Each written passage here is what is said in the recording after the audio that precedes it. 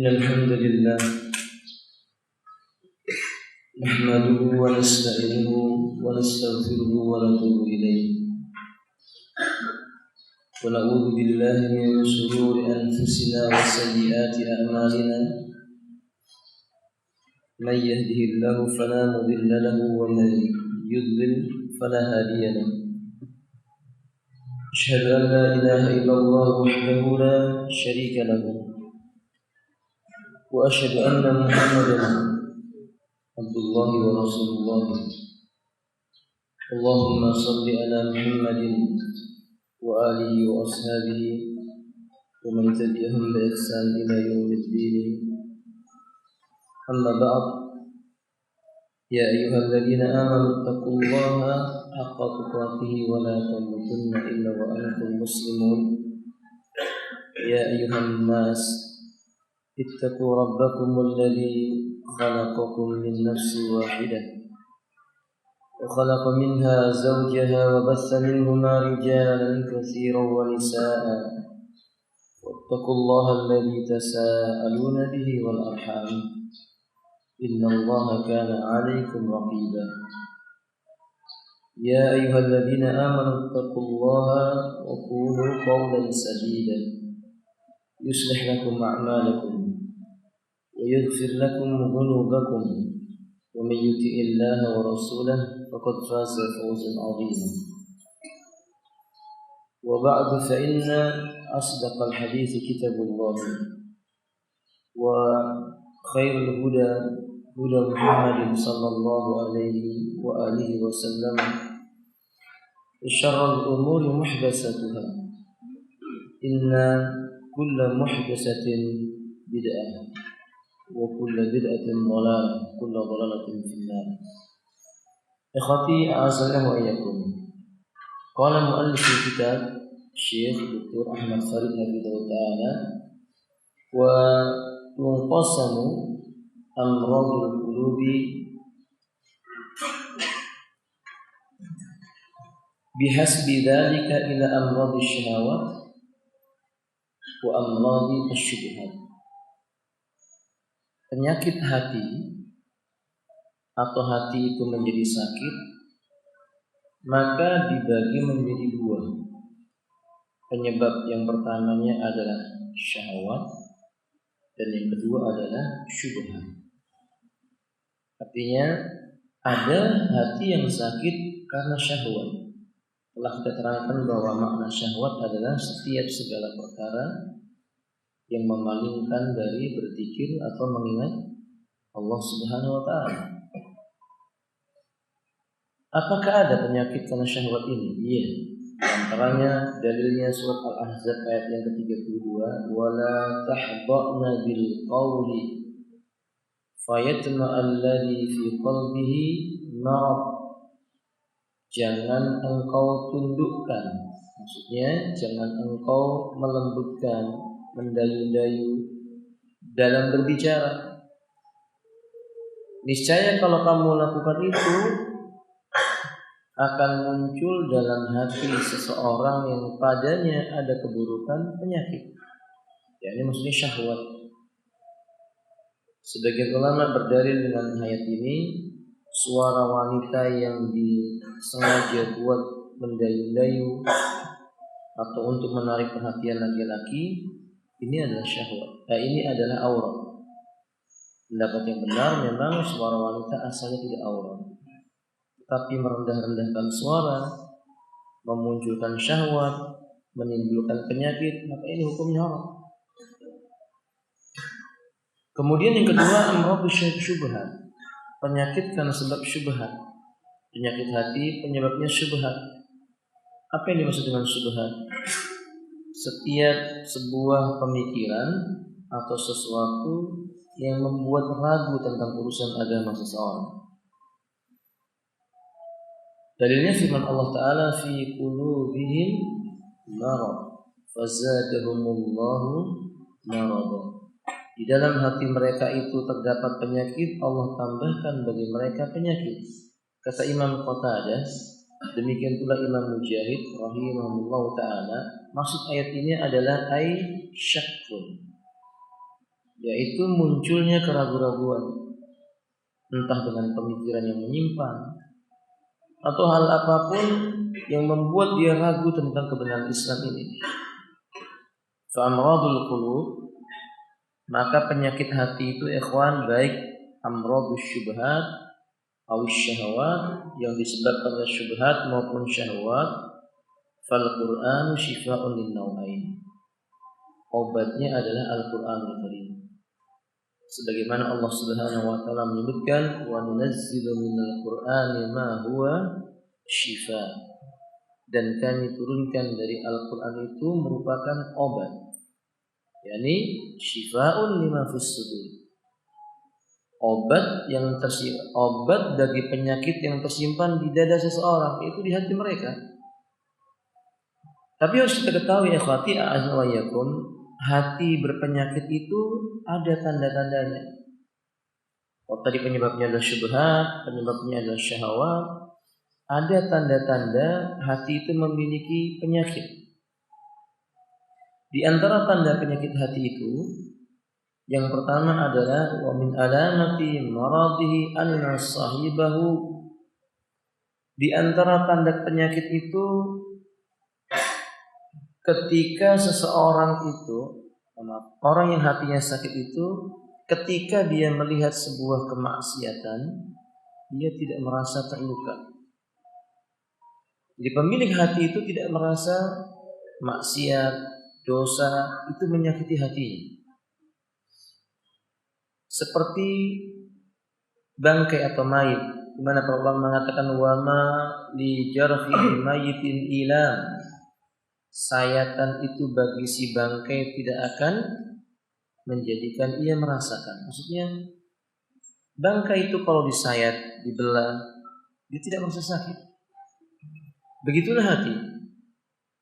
Allah Subhanahu wa taala menyebutkan dalam surah Al-A'raf, innal ladzina taqaw idza massahum ta'ifum minasyaiton tadzakkaru fa idahum mubsirun. Allah katakan sesungguhnya orang-orang yang senantiasa bertakwa, apabila menyentuh mereka rombongan syaitan dengan memasukkan subhat atau keraguan-raguan, segera mereka mengingat Allah Ta'ala, lalu mereka menyadari akan dosa-dosanya. Menunjukkan bahwa kalau orang itu hatinya sehat, ada satu buah dosa yang dia lakukan walaupun kecil, dia akan merasa itu mengganggu dirinya. Makanya Anas bin Malik radhiyallahu ta'ala menyebutkan, ajibtu alaikum innakum qaumun tarawna danban sariran fa ka'annahu dhubab. Saya heran dengan kalian. Kalian ini suatu kaum yang ketika melihat sebuah dosa kecil seolah hanya seperti dhubab. Apa dhubab? Lalat. Hinggap di hidung seseorang, dia hanya berkata uff. Dia tidak berpikir tentang dampak negatif dari lalat yang menempel di hidung seseorang, penyakit yang dibawa, kemudaratan yang dia sebabkan. Tapi dia hanya mengatakan, nahnu fi ahdin Nabi sallallahu alaihi wasallam nara danban ka'annahu jabalan 'azim. Kami sahabat Nabi memandang dosa itu walaupun kecil seperti gunung besar. Sebab itu ikhwati a'azullahiyakum, tidak ada para sahabat yang berbuat dosa melainkan mereka menyadari lalu ingin bertobat. Apalagi dosa besar. Tidaklah kita lihat seorang lelaki yang bernama Ma'is, demikian pula wanita Ghamidiyah, datang kepada Nabi sallallahu alaihi wasallam. Di antara mereka salah satunya mengatakan, ini Ma'is berkata, demikian pula wanita itu berkata, ya Rasulullah qad zanaitu, tahhirni ya Rasulullah qad zanaitu. Sucikanlah aku karena aku telah berbuat zina. Ini tidak mungkin muncul ungkapan dan pengakuan dari seseorang yang demikian itu minta untuk dibersihkan hatinya dengan cara dirajam, kecuali orang yang hatinya sehat. Dia tidak takut dengan kematian asalkan hatinya bersih dari kotoran dosa. Telah kita terangkan bahwa Nabi sallallahu alaihi wasallam mengatakan, idartakabal abdu dzanban nukitat fi qalbi nuqtatan sauda. Bila seorang hamba itu melakukan perbuatan dosa, maka tertinggallah jejak dosa itu dalam hatinya berupa titik yang berwarna hitam. Wa idastaghfara muhiqat. Kalau dia mengucapkan astagfirullah, bertobat kepada Allah, akan dihapuskan. Kalau tidak, maka semakin tebal titik itu. Nah, sahabat tidak. Begitu melakukan perbuatan dosa, dia mengakui perbuatan itu. Sampai Nabi mengutus Ibnu Abbas, dalam riwayat yang lainnya mengutus salah seorang sahabat yang lain mendatangi kampung di mana wanita itu tinggal, mendatangi kampung di mana lelaki yang bernama Ma'is itu tinggal. Dilihat orang ini gila atau tidak. Karena bagaimana mungkin ada orang datang lalu dia mengaku saya berbuat zina, tolong saya dirajam. Yang ada juga orang hari ini berbuat zina kemudian dia sembunyi-sembunyi. Kemudian dia, walaupun dia telah terlihat dan terbukti berbuat zina, dia tetap mengingkari bahwa dia berbuat zina. Maksud itu ikhwati a'azzawajkum, hati yang sehat seperti itu. Kebalikannya hati yang sakit tidak. Berbuat dosa tapi dia terus asyik dengan perbuatan dosanya. Idza ra'aitallaha yu'til 'abda bima arada minad dunya ma'a maksiyatihi ila Allah Ta'ala fa'lam anna istidraj atau kama qala alaihi salatu wassalam. Bila engkau melihat Allah masih memberikan kepada seorang hamba apa yang dia inginkan dari urusan-urusan dunianya, bersamaan dengan itu ia berbuat kedurhakaan kepada Allah Ta'ala, bermaksiat kepada Allah Ta'ala. Kata Nabi, itu adalah istidraj. Nah, hati itu kalau sudah sakit, bahkan kalau dia sudah mati, kita katakan dalam masalah ini, istidraj yang diberikan oleh Allah kepadanya, dia nggak merasa istidraj. Sesuatu yang membuat dirinya itu berpaling dari Allah Subhanahu Wa Taala, dia tidak merasa itu adalah perbuatan dosa dan dianggap sebagai sesuatu yang biasa-biasa saja. Bahkan dia salah memaknai sebagian makna-makna yang datang dari syariatnya Allah Azza wa Jalla. Ya, bahkan salah memaknai makna dari apa yang datang dari syariatnya Allah Taala, dan dia merasa itu benar. Saya buat contoh ikhwati azza wa iyakum, dan saya bertobat kepada Allah, semoga Allah mengampuni dosa-dosa saya. Ikhwati azza wa iyakum, saya sering sampaikan di majelis saya, ikhwan, Ramadan bulan dibukakan pintu langit, diturunkan keberkahan, sehingga sebagian orang mengatakan keberkahan itu turun mengenai siapapun juga, muslimnya maupun kafirnya, orang taatnya maupun ahli maksiatnya. Lalu kata mereka, Allah berikan keberkahan. Dicontohkan keberkahan itu dengan apa? Berlimpah ruahnya rezeki di bulan Ramadan berupa harta benda. Digambarkan bahwa orang-orang yang tidak berdagang tadinya di luar bulan Ramadan, begitu di bulan Ramadan menjadi pedagang dan semua untung. Sehingga ustaz-ustaz berkata, berkah Ramadan diantaranya semua orang dapat merasakan hasil keuntungan dagang. Saya katakan ternyata ini keliru. Karena tidak ada satupun ulama yang menyebutkan bahwa keberkahan itu maknanya adalah perkara yang berkaitan dengan urusan apa? Dunia di bulan Ramadan. Kalau kita menilik apa yang datang daripada salafun salih, Anas bin Malik radhiyallahu taala menyebutkan, "Idza dakhalat Sa'dan kan ashabu Muhammadin sallallahu alaihi wasallam taraku tijaratahum." Dahulu para sahabat Nabi bila bulan Sya'ban telah datang, itu belum Ramadan, berbulan apa? Sya'ban. Maka mereka akan tinggalkan perdagangan mereka. Maknanya tidak terlalu sibuk dengan urusan apa? Dunia. Mereka sibukkan dengan mempersiapkan datangnya bulan Ramadan. Fa idza dakhala Ramadan saghla nafsuhu bima ja'a an kitabillah. Kalau datang bulan Ramadan, kesibukan mereka habis dengan kitabullah. Sampai Imam Malik rahimahullah taala, majlis beliau seperti kita ini harusnya tidak ada. Karena kan kita tidak lebih baik daripada Imam Malik. Sahih? Kita tidak lebih utama dibandingkan majlis Imam Malik. Imam Malik bila datang bulan Ramadan, beliau tutup majlisnya. Beliau sibukkan dengan membaca Al-Quran.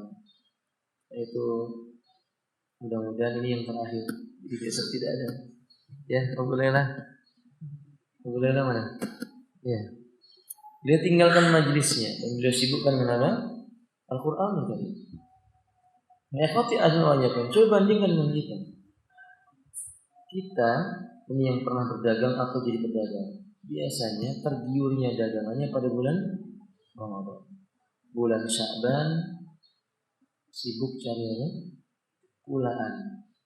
Sahabat-sahabat Nabi justru meninggalkan perdagangan. Dan saya mengalami ini. Maka tadi saya katakan semoga Allah mengampuni dosa-dosa saya. Kemudian bulan Ramadan sibuk dengan melayani apa? Para pelanggan. Sahih? Yang tadinya bukanya jam 9 pagi karena Ramadan ba'da subuh sudah buka. Yang tadinya di luar bulan Ramadan jam 5 sore sudah tutup karena bulan Ramadan, maka tutupnya jam 10 malam atau jam 11 malam. Bahkan kalau perlu jam 12 malam. Malah saya menyaksikan dengan mata kepala ada toko yang buka 24 jam. Apa yang mau dicari kita? Bagaimana tidak buka 24 jam? Masjid yang harusnya manusia datang tunduk kepada Allah Subhanahu wa taala, sebagian masjid di depannya dibuka bazar. Iya. Bazar apa namanya? Ramadan. Ibu-ibu ingin cepat-cepat suaminya diajak ke masjid. Bukan langsung masuk masjid, singgah dulu kan? Gimana teman-teman? Iya. Ke bazar Ramadan. Fitnah. Di luar bulan Ramadan, Masya Allah, kata orang Jawa itu sergap moco Quran.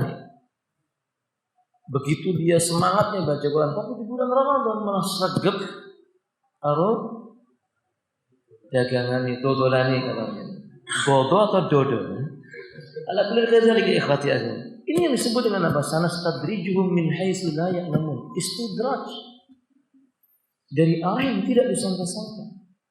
Selesai bulan Ramadan, kata Anas bin Malik radhiyallahu ta'ala, hum yadkuna yakhshawna alla yakhshawna ma yaqbalu Allah ta'ala min ibadati fi Ramadan. Mereka itu setelah Ramadan takut banyak menangis kepada Allah Ta'ala kalau ibadah yang dilakukan di bulan Ramadan itu tidak diterima sama Allah.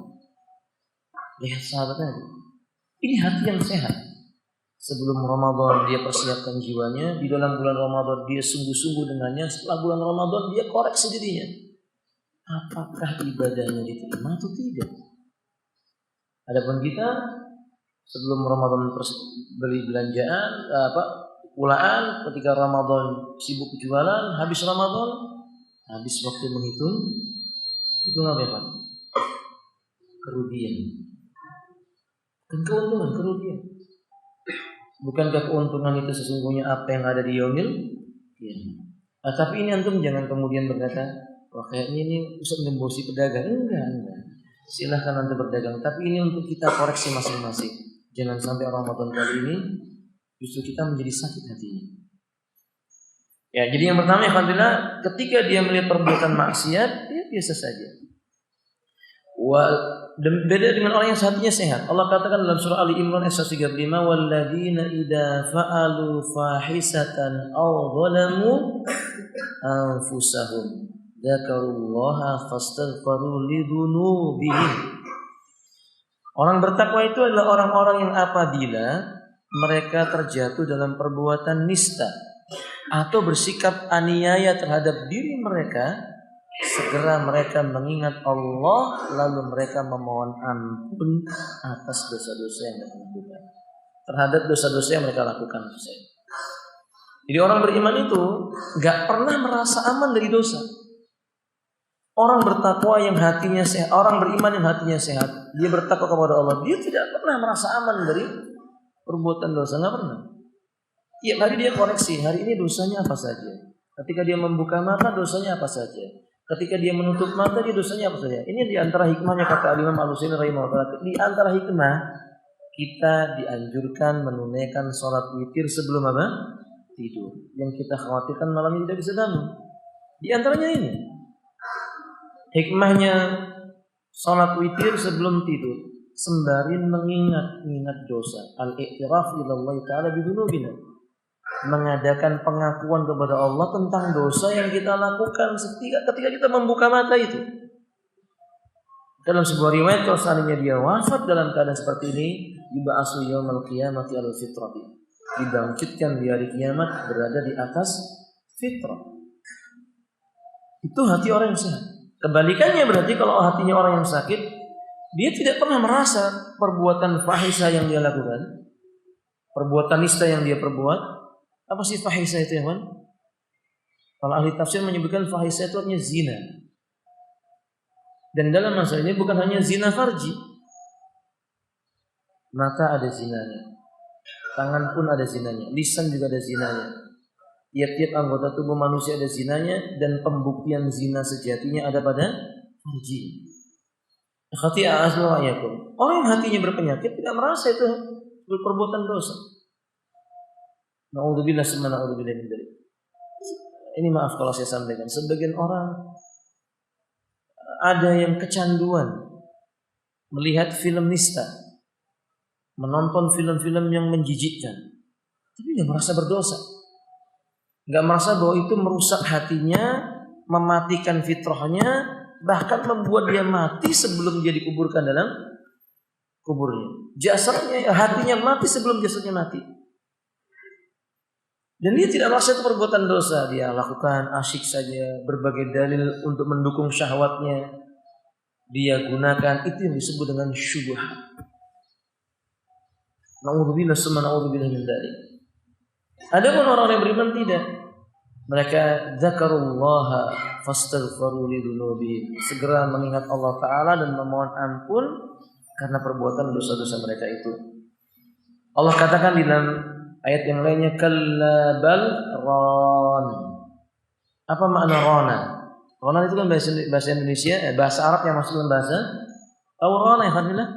Ran itu dari bahasa Arab rana. Apa arti ran?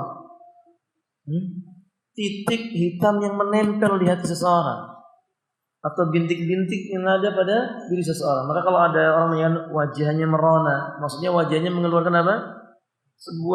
Sesuatu yang berbeda, mungkin berubah merah atau berubah menjadi gelap. Nakalla baran ala qulubihim ma kanu yaksibun.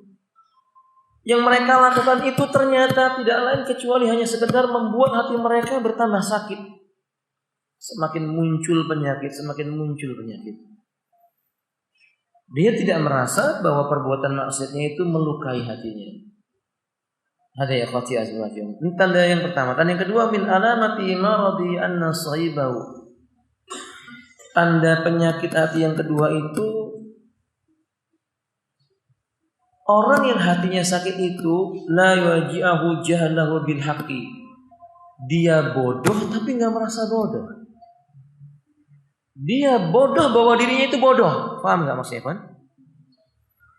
Dia ini bodoh bahwa dia itu bodoh. Maksudnya dia nggak ngerti kalau dia ini nggak mengenal kebenaran. Dia tidak paham kebenaran, tapi seolah-olah dia paling tahu tentang kebenaran. Oh, dalam bahasanya Al-Imam Abu Utsaimin dalam mensyarah kitab Ushulus Tsalatsa, orang ini disebut dengan apa? Jahil murakkab. Bodoh kuadrat. Paham maksudnya, Pak? Dia nggak paham tentang agama, tapi kalau dia berbicara agama seolah-olah dia yang paling paham tentang agamanya Allah Azza wa Jalla. Dia tidak mengenal tentang Rabbnya, dia tidak mengenal tentang nabinya, dia tidak mengenal tentang agamanya, tapi seolah-olah dia orang yang selamat di kehidupan dunia dan di akhiratnya. Fa innal qalbas salim, karena hati itu ikhwan kalau sehat, yang selamat dari syubhat, jauh dari syahwat, dia adalah orang yang menyadari bahwa dia bukan orang yang alim tentang agama. Akhi fillah a'azallahu wa iyyakum.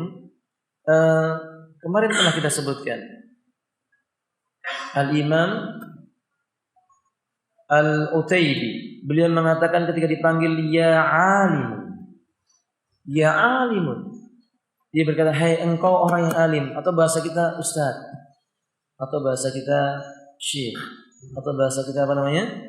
Habib, apalagi tuan guru, ajengan, buya, atau begitulah kurang lebih. Ya alim. Kata beliau, tidaklah orang yang alim, innamal alimul ladzi yakhshallah. Tidak disebut orang alim itu melainkan yang merasa takut kepada Allah. Maksudnya beliau, Aku bukan siapa-siapa, karena kadang-kadang aku masih berbuat dosa dan aku sadar itu dosa. Sementara aku tahu Allah mengawasiku, aku tetap berbuat dosa. Jadi orang itu disebut dengan berilmu ketika orang itu benar-benar dirinya ini setiap saat merasa takut kepada Allah. Tapi mari kita periksa diri kita. Apa kita seperti itu? Nah, kadang kita tahu itu dosa, itu perbuatan maksiat. Tapi kita tidak tahu atau pura-pura tidak tahu tentang firman Allah Ta'ala, Aamintum man fis sama. Apakah kamu bisa merasa aman dari pengawasan Allah yang ada di langit sana? Dat yang ada di langit sana. Kita pun tetap berbuat dosa. Kalau kita beralasan, oh nanti bisa taubat. Ini penyakit hati, teman-teman. Ini tanda-tanda hati kita sedang apa? Sakit. Mencoba-coba berbuat maksiat padahal kita tahu itu maksiat, itu tanda penyakit hati. Artinya dia tidak paham bahwa dia ini bodoh. Dia jahil tentang kebodohannya. Dan maksud itu ikhwati anwar sebagian ulama mengatakan ma asallaha bidanbin akbar minal jahl. Kata beliau ikhwati ahluwayakum, tidak ada kemaksiatan yang dilakukan berupa dosa kepada Allah tabaraka wa taala yang lebih buruk dibandingkan dengan sikap bodoh tentang agama Allah azza wa jalla. Ya, tidak ada sebuah perkara yang lebih buruk dan maksiat kepada Allah Ta'ala dibandingkan dengan sikap bodoh, tidak mengenal agamanya Allah Subhanahu Wa Ta'ala. Seolah-olah beliau mengatakan bahwa ciri-ciri daripada orang yang hatinya sakit itu, dia nggak paham agama.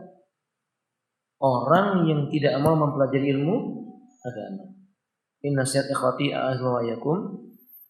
Kalau kita menjumpai diri kita sudah merasa cukup dengan belajar agama, teman kita berkata, "Akhi, mari ke majelis taklim." Lalu kita bertanya, kitab apa yang dibahas?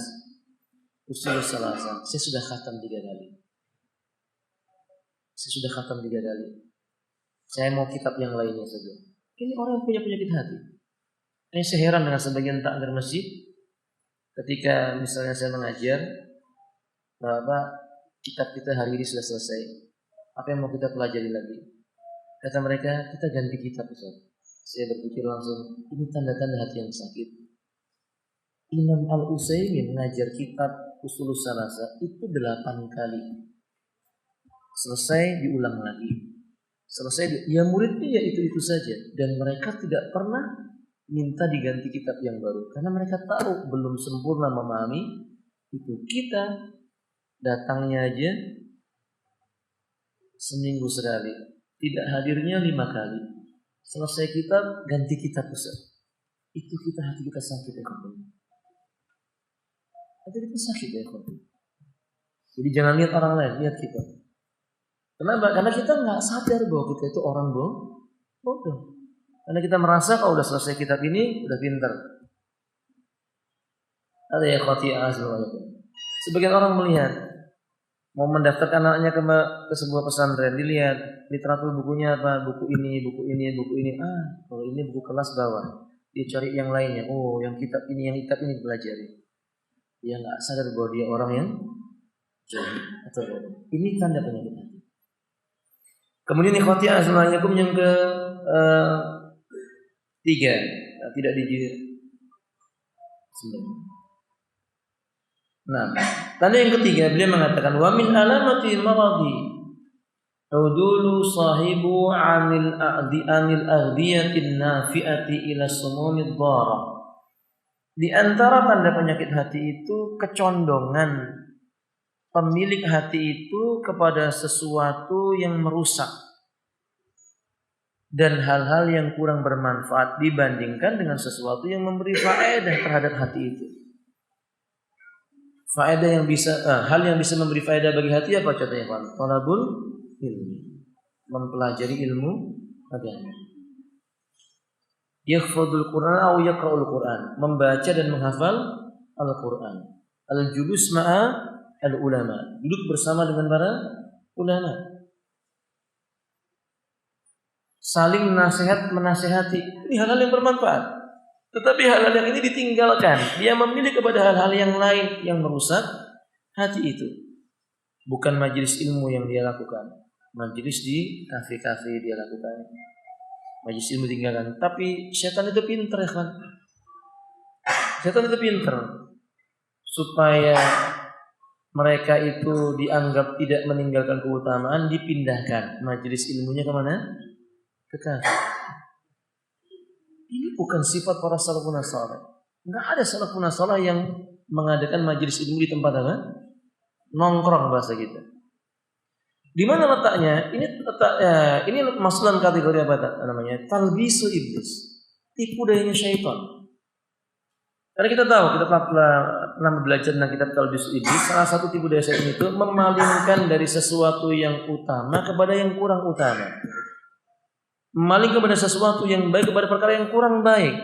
Perkara yang sifatnya afdal kepada perkara yang mubah. Perkara yang mubah kepada perkara yang makruh. Akhirnya kita paham. Notabene-nya kafe tempat orang melalaikan diri dari mengingat Allah. Oh deh. Kenapa dia tinggalkan masjid-masjid? Kenapa tidak mereka lakukan di rumah-rumah? Bukankah perbuatan mereka ini bisa menyebabkan orang menyangka ini kafe Islami? Apa ada kafe Islami? Saya mau nanya sama antum, ada kafe Islami? Kira-kira kafe Islami itu yang kayak apa? Yang ngopinya baca bismillah. Kalau gitu di rumah juga bisa. Hah? Atau yang menyuguhkannya apa namanya? Waitress ya. Waitressnya pakai cadar Ustaz. Innalillahi wa inna ilaihi raji'un. Talbis iblis, talbisnya syaitan ya khati asma. Khati asma yakum. Ini tanda sakit hati. Ketika hatinya lebih condong kepada sesuatu yang kurang bermanfaat.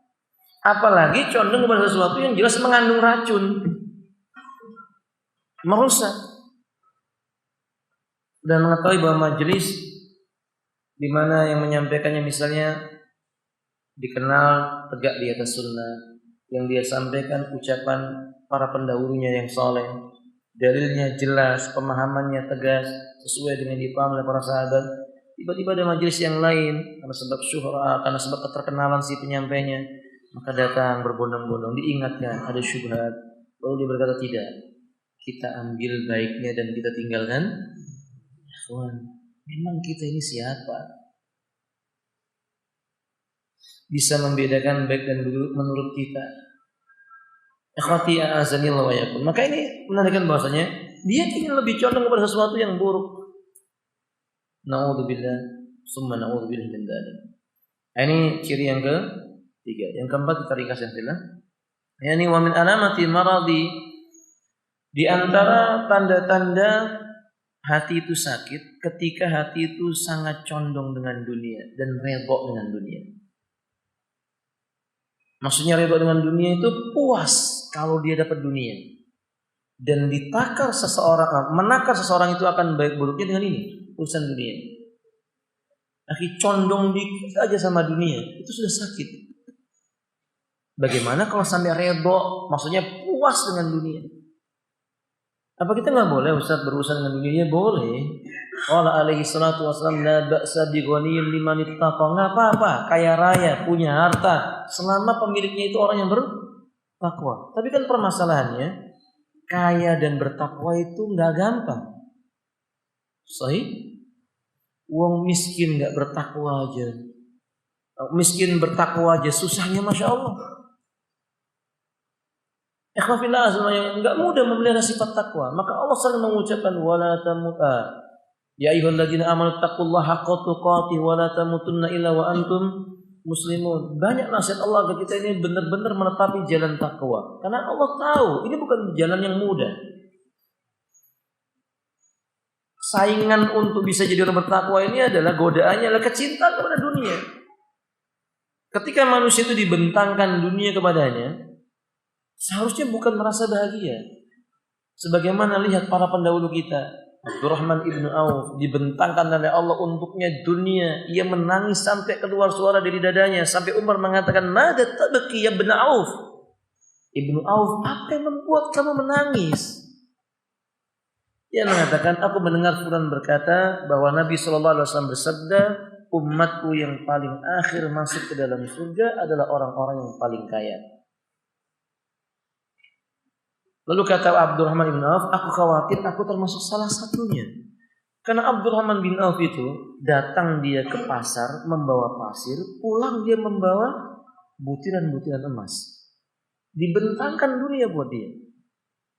Dan dia takut dunia itu memalingkannya di Allah Subhanahu wa taala. Padahal beliau bukan orang yang berpaling dari mengingat Allah. Harta beliau digunakan di jalan Allah Azza wa Jalla. Lihatlah Umar bin Khattab radhiyallahu taala. Dalam riwayat Al-Imam Tabrani, beliau datang ke masjid salat subuh masbuk. Datang ke masjid, dilihat Nabi bersama para sahabat itu telah selesai salat subuhnya, salam. Maka Umar bin Khattab radhiyallahu taala berkata kepada dirinya, wahai jiwa Umar, sungguh engkau tidak mengajak kecuali kepada yang buruk. Aku menghukum engkau dengan berpuasa. Kemudian beliau pulang, beliau ambil tempat tidurnya, beliau berikan kepada orang yang membutuhkannya. Ini yang membuat aku tertinggal sholat berjamaah dengan Rasulullah SAW. Atau kama qala radhiyallahu ta'ala. Ketakutan beliau tentang dunia. Padahal baru sebuah kasur saja. Wa kaifa bina ya ikhwati azan wa iyyakum. Bagaimana dengan kita? Malah kita meminta, bahkan di Ramadan kita minta yang rendah. Antum tahu apa makna dunia? Dari kata bahasa Arab apa dunia itu? Teman-teman yang sudah bahasa Arab. Apa bahasa Arab? Asal katanya apa dunia? Dari bahasa Arab apa? Dana. Yadnua. Apa artinya dana yadnua? Apa maknanya dana? Asfala. Rendah. Asfala. Wahana dan hina. Rendah dan hina. Sungguh Nabi SAW melewati salah satu jalan di pasar kota Madinah. Beliau mendapatkan seekor bangkai anak kambing yang kupingnya itu robek, cuil, cacat. Dipegang oleh Nabi, diangkat telinganya itu sambil berkata, siapa yang mau menukar kambing ini dengan 1 dinar? Setengah dinarnya saja tidak mau ya Rasulullah. Kata para sahabat radhiyallahu alaihim jami'an, mereka mengatakan sungguh seandainya dia hidup dan diberikan kepada kami nggak mau karena telinganya cacat.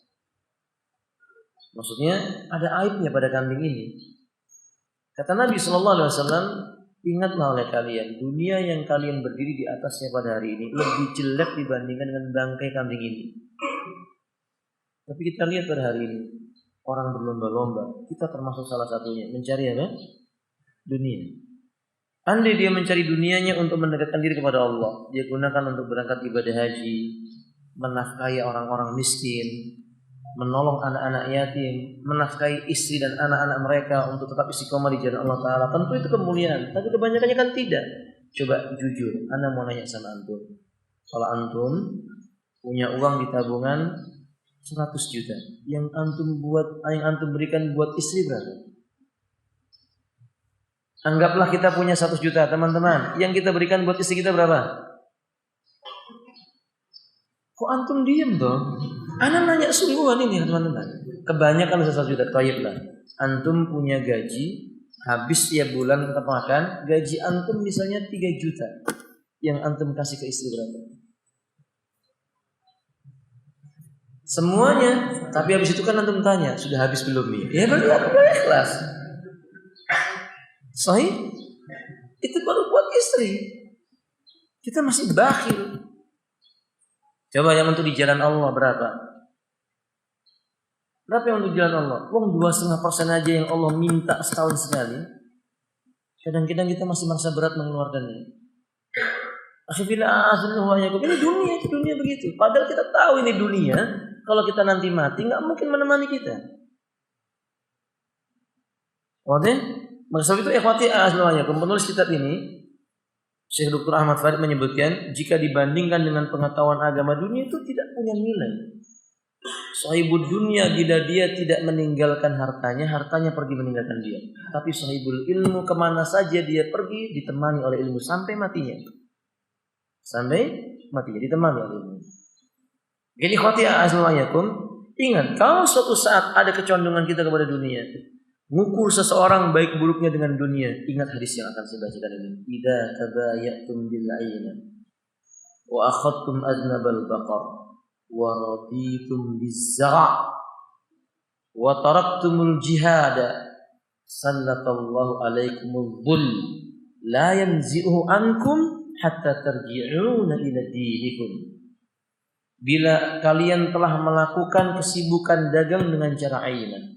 Salah satu sistem dagang yang diharamkan dalam Islam. Kan dia masuk dalam kategori riba. Wa akhadtum aznabal baqar, kalian pegang ekornya sapi berjalan di belakangnya, wa raditum bizara, dan kalian redha dengan bercocok tanam. Ini kinayah kesibukan hari-hari yang kita lewati di akhir zaman itu dengan dunia. Dan keredoan ditakar dengan dunia. Ini terjadi. Kalau kita memilih teman, takaran baik buruknya karena dia punya dunia, ingat hadis ini teman-teman. Kalau datang kepada kita seorang lelaki mau melamar anak wanita kita, takaran kita adalah dunia, ingat hadis ini teman-teman. Wa taraktumul jihada, maka dampaknya kalian tinggalkan jihad. Baik jihad dalam maknanya perang maupun jihad dalam makna bersungguh-sungguh membela agama Allah. Thalabul ilmi termasuk jihad. Akhi, kalau seandainya keadaan kita terkalahkan dari menuntut ilmu agama dibandingkan dengan dunia, lebih sibuk mencari harta dunia seminggu, satu pekan sebanyak 7 hari, menuntut ilmu satu pekan cuma 1 jam saja. Akhirnya terkalahkan kita keutamaan akhirat ini dengan dunia ini. Kecondongan pada ini repot, ini sakit hatinya. Maka kita akan tinggalkan bersungguh-sungguh berjuang di jalan Allah. Sallallahu alaihi wasallam. Dampaknya kata Allah, Allah timpakan kepadamu kehinaan. Hina. Ya mungkin kita berkata, ana ahlus sunnati wal jamaah. Ini loh aku ahlus sunnah. Aku lu biqauli qala Allah wa qala Rasulullah. Aku mengatakan dengan ucapan ini Allah berfirman, ini Rasulullah bersabda. Kita selalu ini lo dalilku, ini lo hadisku, ini lo ayatku. Tapi kalau hati kita masih condong dengan apa? Hal-hal yang bersifat dunia. Ingat ya, bukan tidak boleh menggunakan dunia. Jangan sampai Anda berpikir nggak boleh pakai mobil. Bukan itu yang saya maksud. Ada kecondongan terhadap dunia, kecintaan kepada dunia itu. Tapi kalau Allah, kalau Rasul cuma buat nutup-nutupi saja, biar orang tahu aku kaya tapi bertakwa. Tapi Allah lebih tahu tentang hati kita. Allah timpakan kehinaan. Kalau tidak hari ini besok, kalau tidak besok pekan depan, kalau tidak pekan depan bulan depan, kalau tidak tahun depan, kalau tidak pasti tetap Allah akan timpakan. Nggak mungkin tidak. Sanatullah alaikumul kata Nabi. Allah akan timpakan kepada kalian kehinaan. La yanzi'u ankum, dan kehinaan itu tidak akan dicabut dari diri kalian oleh Allah Taala. Hatta tarji'una ila dinikum, sampai kalian tinggalkan dunia. Maksudnya bukan tidak butuh dengan dunia, bukan jadi tujuan utama, dan kalian kembalikan urusan kalian kepada urusan apa? Agama kalian. Ikhwati azwajaikum, poin-poin ini yang paling mudah untuk menakar hati kita itu sedang sakit ataukah tidak. Saya tambahkan sedikit, masih ada waktu 10 menit. Ikhwati azwajaikum. Kalau kita mau melihat penyebabnya apa kira-kira hati seseorang itu menjadi sakit. Apa sebab hati seseorang itu menjadi sakit? Kalau tadi itu kan tanda-tandanya demikian. Ikhwati a'azuwa'iyakum, ingat ya, tiap perbuatan dosa itu membuat hati sakit. Makanya Ibnu Mubarak menulis sebuah syair, ra'aitu dzunuba tumitul quluba. Ra'aitu dzunuba tumitul quluba. Aku melihat dosa-dosa itu mematikan hati manusia. Wa qad warisu dzulna imanuha. Bahkan kehinaan itu akan waqad warisudulna idmanuha. Bahkan kehinaan akan menjadi sebab sesuatu yang membinasakannya. Maksudnya gara-gara seseorang itu berbuat dosa. Utarkud dunubi hayatul qulubi. Meninggalkan dosa itu tanda hidupnya hati. Wa khairul nafsik isyanuha. Kata beliau, ikhwati azmayan, meninggalkan dosa itu menghidupkan hati, dan yang terbaik bagi dirimu ikhwati azmayakum dibandingkan dengan engkau bermaksiat dengannya. Sebab itu ikhwati azmayakum, ingat, tiap maksiat mematikan hati.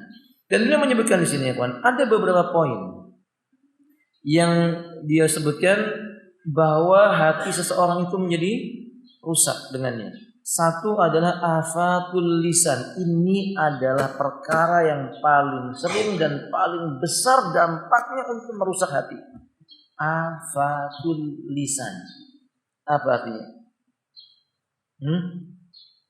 Min afatil lisan fudulul kalam. Termasuk afatul lisan adalah fudulul kalam. Apa itu? Berlebih-lebihan di dalam berbicara.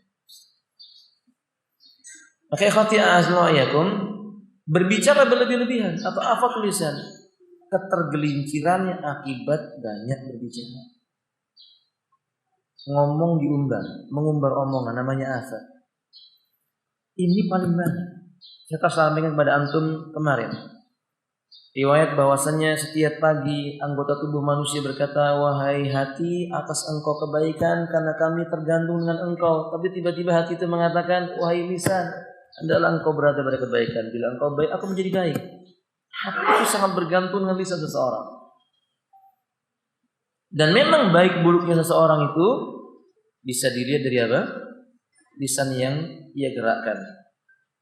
Nabi SAW suatu ketika berkata kepada Mu'adz bin Jabal, wahai Mu'adz, maukah kutunjukkan kepada engkau pintu segala kebaikan? Kata Mu'adz, bala ya Rasulullah, tentu saya mau. Kata Nabi SAW, amsik alaika ma baina lihiyataik wa ma baina rijlaik. Jaga dan peliharalah apa yang terdapat di antara dua kakimu dan apa yang terdapat di antara dua jenggotmu. Jaga mulutmu dan jaga farjimu. Kata Mu'adz bin Jabal, apakah seseorang mengucapkan satu kalimat kemudian dia bisa masuk neraka? Maka Nabi mengatakan dengan kalimat yang tegas, sekilat ke ummuk ya Mu'adz. Terjemahan bebasnya, celaka ibumu wahai Mu'adz. Maksudnya bukan mendoakan ibunya. Ini ungkapan orang Arab. Kamu ini gimana toh? Kamu ini bagaimana toh Mu'adz? Kata Nabi SAW, hal yakubun nasu fin nari ala wujuhim. Berapa banyak manusia itu masuk dalam neraka, wajahnya dulu yang dibakar oleh api neraka, demikian pula perampangannya. Kenapa begitu? Inna hasaidu al-sin.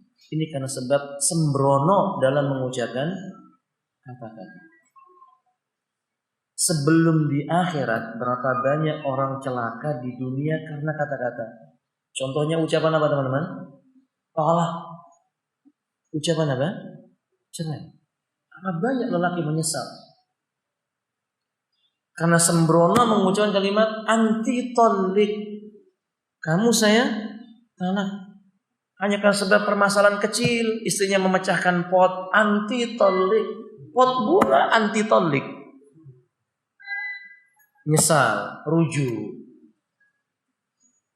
Hanya karena sebab istrinya diberitahu pulang segera, terlambat 10 menit gara-gara dia nggak tanya dulu kenapa penyebabnya macet, mungkin barangkali terlambat 10 menit, anti tolek, jatuh talak 2. Misal,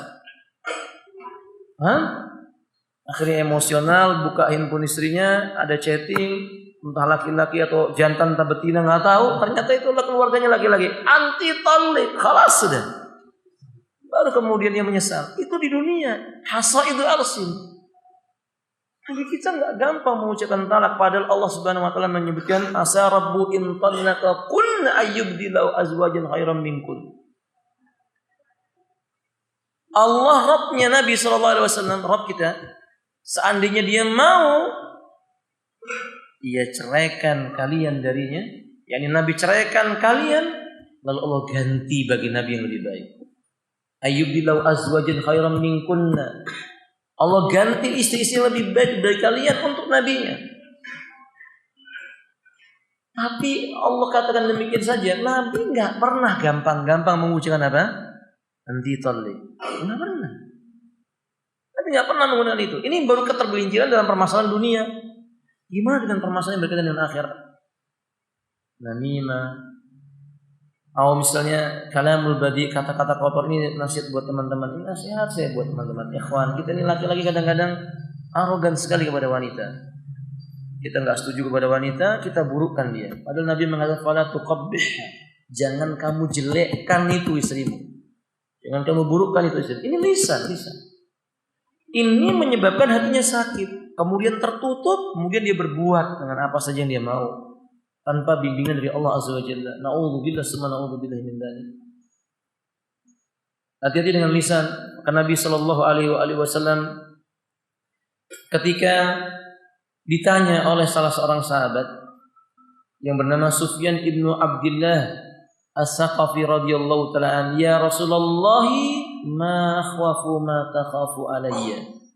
Perkara apakah yang paling kamu khawatirkan jika dia menimpa diriku? Qala hadza. Kata Nabi, ini. Itu Nabi enggak menunda jawabannya, langsung. Apa kira-kira perkara yang paling kamu khawatirkan menimpa aku? Apa yang paling berbahaya yang kamu khawatirkan menimpa aku? Nabi langsung jawab hadza. Akhadha bilisani, sambil megang lisannya ditarik. Ini loh.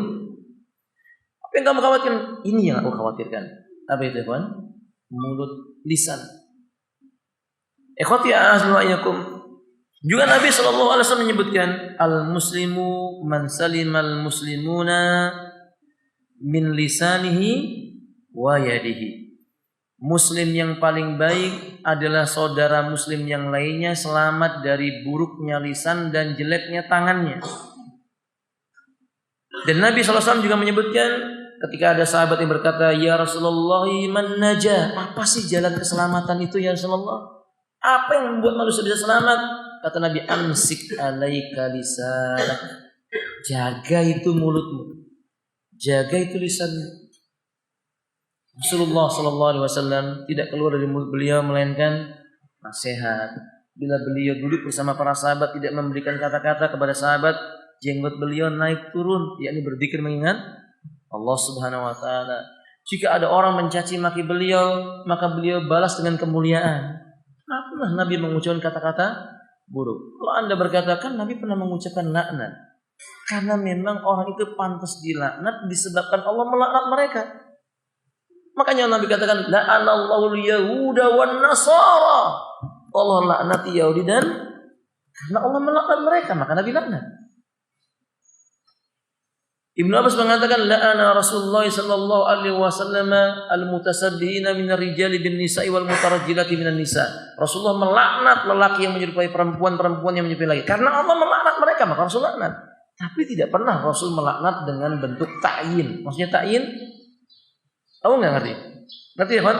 Ta'yin dituduhkan ke orang per orang. Pernah Nabi ucapkan itu dalam doa qunut nazilah, tapi ditegur oleh Allah. Sejak itu Nabi nggak pernah lagi menyebut orang per orang. Oke? Lisan Nabi bersih dari hal itu. Adapun kita, jangankan orang lain, benda yang bersama dengan kita nggak selamat dari lisan kita. Hah? Nulis pakai pena, penanya macet, pena siang. Naik mobil, sudah mengantarkan kita ke masjid bertahun-tahun kita pakai dia nggak pernah mogok, tiba-tiba mogok kita berkata, kenapa ini mobil?